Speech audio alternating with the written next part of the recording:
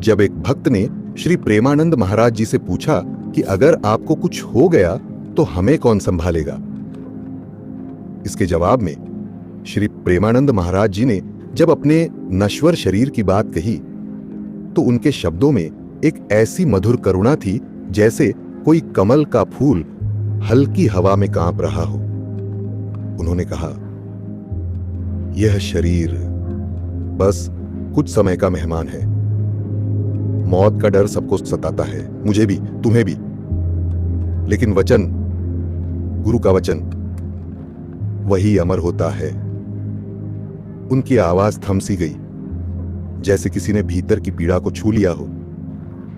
महाराज जी ने बताया, मृत्यु इस धरती का नियम है, फिर चाहे कोई साधारण हो या सिद्ध महापुरुष। एक दिन सबको जाना होता है, परंतु जब बात आती है प्रियजनों की या फिर गुरु संतों की तो हृदय कांप उठता है, क्योंकि प्रेम जहां गहरा होता है वियोग का भय भी उतना ही तीखा होता है। उन्होंने धीरे से समझाया, मंत्र वही है जो गुरु द्वारा दिया जाए, और शिष्य वही जो गुरु की आज्ञा को जीवन से बढ़कर माने। महाराज जी ने रामानंदाचार्य जी और कबीर साहब का उदाहरण देते हुए कहा, गुरु की आज्ञा का पालन यही सच्ची भक्ति है। यदि कोई गुरु के वचनों के अनुसार जप करता है तो समझो वह भगवान द्वारा पकड़े गए पथ पर चल रहा है। महाराज जी की वाणी एकदम स्पष्ट थी, केवल कान में मंत्र फुकवाने से कल्याण नहीं होता। गुरु मंत्र का जप न करना और गुरु की बात न मानना, यही तो गुरु अवज्ञा है। उनका स्वर गहरा, अनुभवी और प्रेम से भरा था।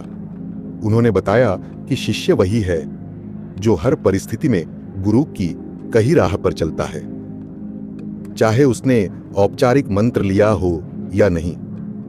जब महाराज जी के एक परम भक्त जो कि डॉक्टर है, उन्होंने कहा कि उन्होंने और परिवार ने राधा नाम जपना शुरू किया तो महाराज जी ने मुस्कुराकर कहा, नाम वह दीप है जो भीतर का अंधेरा चीर देता है। महाराज जी ने बहुत कोमलता से एक कड़वी सच्चाई बताई कि जीवन में अक्सर हमें ऐसे लोग मिलते हैं जिन्हें हम सच्चा प्रेम देना चाहते हैं, लेकिन बदले में मिलता है निरादर, उपेक्षा, तिरस्कार। उनकी आवाज में दर्द भी था और समाधान भी।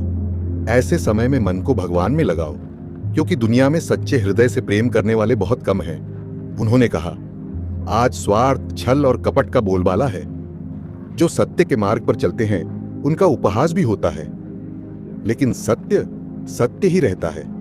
जो सत्य का पालन करता है वही अंत में जीतता है।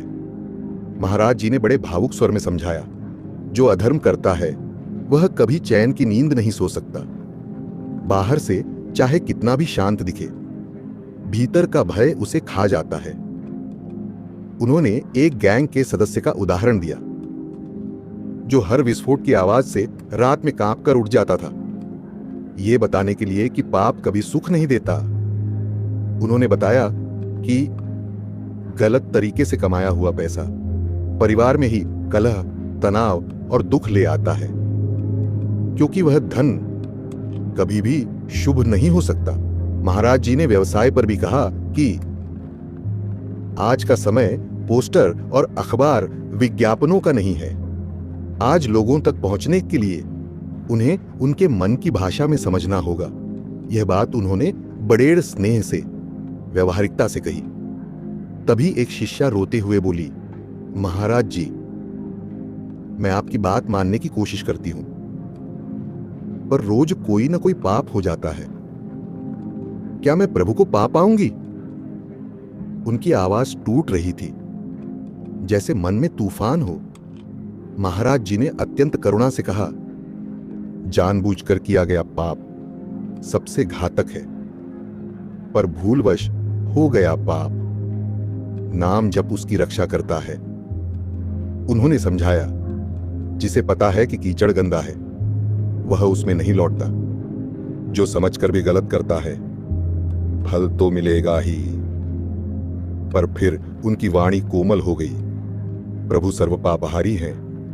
जो भूल से गिरते हैं उन्हें भगवान उठाते हैं, पर जो जिद से गिरते हैं उन्हें समय सिखाता है। महाराज जी ने कहा, भगवान की माया गहरी है, पर उनका प्रेम उससे भी गहरा है। जो सत्य, भक्ति और गुरु वचन पर चलता है वह कभी नहीं गिरता, और यदि गिर भी जाए भगवान उसे थाम लेते हैं। उनकी आंखों में करुणा झलक रही थी, जैसे कोई पिता अपने बच्चे को कह रहा हो, बस नाम जपते रहो, यही तुम्हारा मार्ग है, यही तुम्हारा रक्षक।